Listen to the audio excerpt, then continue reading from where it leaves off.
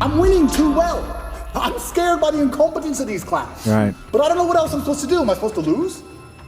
I'm genuinely looking for guidance here. Am I supposed to roll over and lose? Right. When they're lying about me and slandering my name and trying to put me back with the cockroaches? All I could do is protest my innocence, but they're such idiots. I make them look so stupid, and then there's egos involved. You think Lucy Williamson hasn't been called into a meeting room with some BBC producer saying, "You made a fool of us"?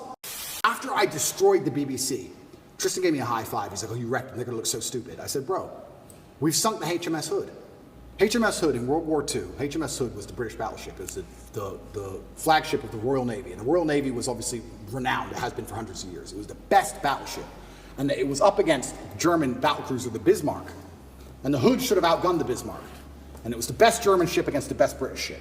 By absolute fluke, the Bismarck, on its first volley or second volley, landed a shell perfectly through the top of the Hood and blew up the ammo magazine. And like in the first shot, within minutes, destroyed the entire HMS Hood, killed I think it was 3,000 people, 2 survivors. You can find the video on YouTube, the Hood blow into pieces.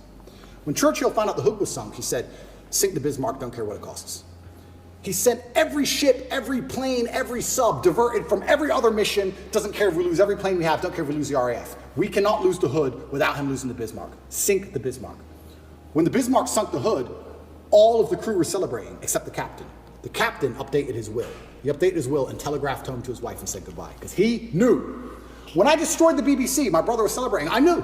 I said, "Tristan, no. You don't beat the British Broadcasting Corporation and make fools of them like this without some new bullshit. We sunk the Hood." And he's like, "Oh, we'll see." "Oh, who's this? Evie?" Evie. I'm winning too well. I'm scared by the incompetence of these clowns. Right. But I don't know what else I'm supposed to do. Am I supposed to lose? I'm genuinely looking for guidance here. Am I supposed to roll over and lose? Right. When they're lying about me and slandering my name and trying to put me back with the cockroaches? All I could do is protest my innocence, but they're such idiots. I make them look so stupid, and then there's egos involved. You think Lucy Williamson hasn't been called into a meeting room with some BBC producer saying, "You made a fool of us"? Yes, she has. There's egos involved. Big businessmen with business interests have ego investment in hurting me now. And I keep winning.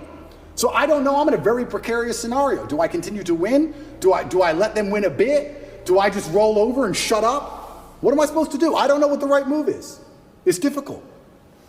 You sincerely don't know what the right move is. I sincerely have decided that the best thing I can do is stay true to my faith and stay true to God and tell the truth and fight.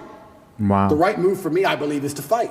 Guys, I think if you really think about that, that's such a odd place to be at.